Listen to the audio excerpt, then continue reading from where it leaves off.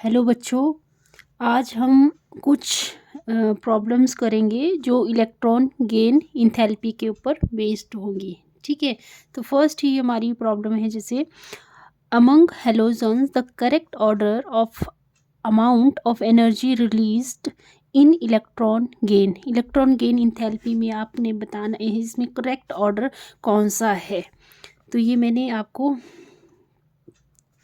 पहले भी इसके बारे में बताया था, हेलोजन फैमिली के बारे में। ठीक है, बताया था ना, फ्लोरीन, क्लोरीन, ब्रोमीन, आयोडीन। ठीक है, अब आपको पता है डाउन द ग्रुप जैसे ही हम जाते हैं तो जो इलेक्ट्रॉन गेन इंथैल्पी है वो डिक्रीज होती है। तो उसके अकॉर्डिंग जो ये ट्रेंड होना चाहिए उसके अकॉर्डिंग तो क्या होना चाहिए, इलेक्ट्रॉन गेन इंथैल्पी फ्लोरीन की ज़्यादा होनी चाहिए, फिर क्लोरीन की, ब्रोमीन की, आयोडीन की। पर एक्चुअल में होता नहीं है, ये ऐसा नहीं होता। क्यों नहीं होता, ये मैंने पहले भी रीज़न दिया था आपको। ये इसलिए नहीं होता क्योंकि जो फ्लोरीन है, फ्लोरीन का साइज़ बहुत छोटा होता है।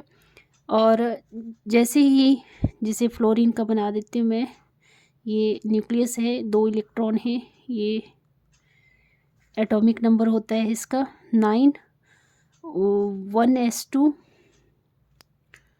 2s2, 2p5। मतलब जो आउटरमोस्ट शेल है उसमें कितने इलेक्ट्रॉन होंगे, 7, 1 2 3 4 5 6 और 7। ठीक है, अब जैसे कोई इलेक्ट्रॉन बाहर से इलेक्ट्रॉन हमने ऐड करना है यहाँ पे, तो यहाँ हम मान लिया कि यहाँ पे अट्रैक्शन होगी, इस इलेक्ट्रॉन के बीच में फोर्सेस ऑफ अट्रैक्शन होगी और ये इलेक्ट्रॉन यहाँ आ भी जाएगा।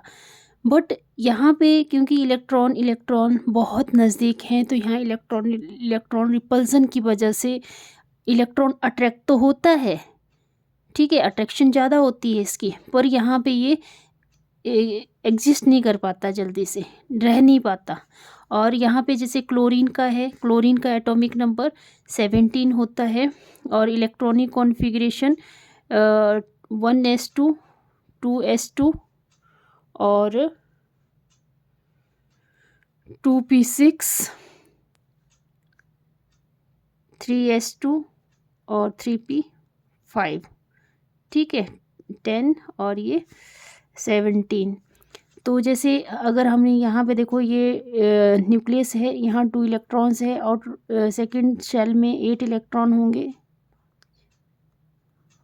और थर्ड शेल में 7 इलेक्ट्रॉन।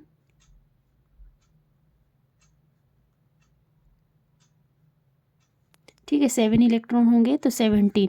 अब इसमें इलेक्ट्रॉन हम अगर ऐड भी करते हैं तो क्या होगा, यहाँ अट्रैक्शन तो बहुत कम है, बट यहाँ पे क्या होगा, इलेक्ट्रॉन रिपल्सन बहुत कम है। तो इसकी वजह से क्या होगा, इलेक्ट्रॉन यहाँ पे आएगा और यहाँ पे एग्जिस्ट करेगा।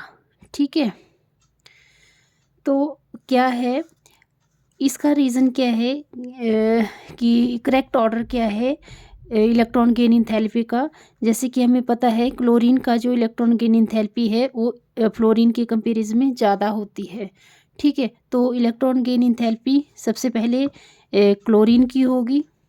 ठीक है, या अगर हमें ऐसे ऑर्डर दिया हो तो हम कैसे लिखेंगे, तो इलेक्ट्रॉन जो इलेक्ट्रॉन गेन इंथैल्पी है वो क्लोरीन की ज़्यादा होगी, फिर फ्लोरीन की होगी, फिर ब्रोमीन की होगी और फिर आयोडीन की होगी। मतलब हमें कैसे लिखना है, ये क्लोरीन की सबसे ज़्यादा इलेक्ट्रॉन एक्टिविटी, फिर उसके बाद फ्लोरीन की, फिर ब्रोमीन की, फिर आयोडीन की। तो सबसे ज़्यादा इलेक्ट्रॉन गेन इंथैल्पी किसकी है, क्लोरीन की। ठीक है, फिर है नेक्स्ट क्वेश्चन हमारा, arrange the following elements in order of decreasing electron gain enthalpy. जैसे कि आपको पता है बोरोन का एटॉमिक नंबर होता है 5, फिर कार्बन का 6, नाइट्रोजन का 7 और ऑक्सीजन का 8। हमें पता है जैसे ही हम लेफ़्ट टू राइट जाते हैं तो जो इलेक्ट्रॉन गेन इंथैल्पी है वो क्या होती है, इंक्रीज़ होती है।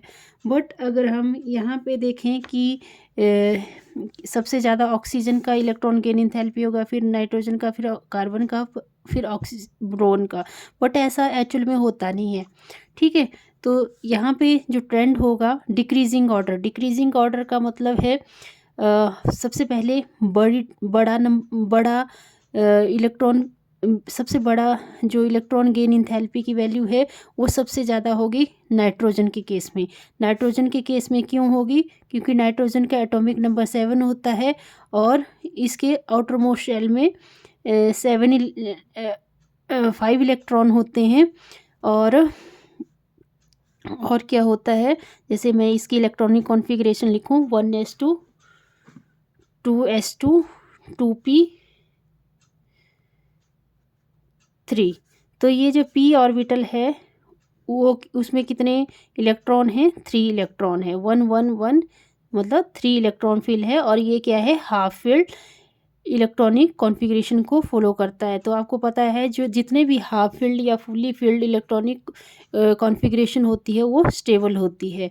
तो सबसे ज़्यादा जो डिक्रीजिंग ऑर्डर में लिखना है। डिक्रीजिंग ऑर्डर का मतलब है सबसे पहले बड़ा, ठीक है, फिर उसके बाद आपको पता है किसका आएगा, क्योंकि डिक्रीजिंग ऑर्डर में लिखना है ना। फिर उसके बाद बोरोन का आ जाएगा, फिर कार्बन का आएगा, फिर ऑक्सीजन का आएगा ऑर्डर। ठीक है, तो इस तरह से ये ऑर्डर फॉलो होगा। फिर नेक्स्ट क्वेश्चन मैं आपको ऐसे ही नेक्स्ट क्वेश्चन के बारे में बताना चाहती हूँ। जैसे इलेक्ट्रॉन गेन इंथैल्पी के केस में जैसे 2 ट्रेंड हैं, जैसे lithium, beryllium, boron, carbon, nitrogen, oxygen, fluorine, neon. ठीक है, और जो थर्ड पीरियोडिक टेबल है वो है sodium, magnesium, aluminium, silicon, phosphorus, sulphur, chlorine और आर्गॉन। तो हमें पता है अगर हम इन वाले केसेस में देखें पीरियड 2 और पीरियड 3 में, और हम इसमें बताना चाहें कि इलेक्ट्रॉन गेन इंथैल्पी किसकी ज़्यादा होगी, तो हमें पता है कि इलेक्ट्रॉन गेन इंथैल्पी किसकी ज़्यादा होती है। इस केस में क्या है, इन सभी पीरियड्स में इलेक्ट्रॉन गेन इंथैल्पी सबसे ज़्यादा किसकी होगी। जैसे फ्लोरीन और क्लोरीन के केस में देखें तो इसकी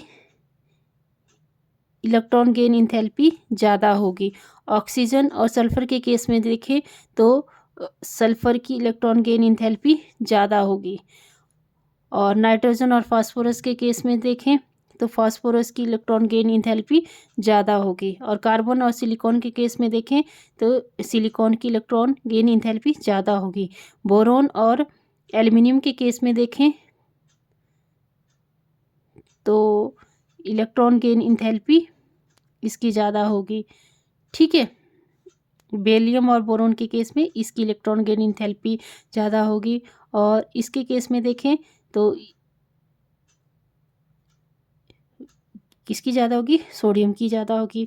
तो अगर हमें जनरल ट्रेंड देखना है, अगर हमें इसमें इलेक्ट्रॉन गेन इंथैल्पी देखनी है, ऑक्सीजन, सल्फ़र, फ्लोरीन, क्लोरीन के बारे में बताओ कि ऑक्सीजन, सल्फ़र, फ्लोरीन और क्लोरीन के बारे में बताओ कि सबसे ज़्यादा इलेक्ट्रॉन गेन इंथैल्पी किसकी होगी। तो हमें पता है कि जो पीरियोडिक टेबल है सबसे ज़्यादा जो इलेक्ट्रॉन गेन इंथैल्पी होती है वो क्लोरीन की होती है। तो सबसे पहला क्लोरीन आ गया। फिर उसके बाद किसकी इलेक्ट्रॉन गेन इंथैल्पी होगी? फ्लोरीन की। और ऑक्सीजन और सल्फ़र में देखा जाए तो ऑक्सीजन और सल्फ़र में इलेक्ट्रॉन गेन इंथैल्पी किसकी ज़्यादा है? सल्फ़र की। और फिर ऑक्सीजन की। तो ऐसे जनरल ट्रेंड पेपर में पूछे जाते हैं, तो हमें इसका पता होना चाहिए। ओके, आई होप आपको ये समझ आ गया होगा वीडियो। अगर समझ आया तो प्लीज़ लाइक करें, शेयर करें, सब्सक्राइब करें। Thank you.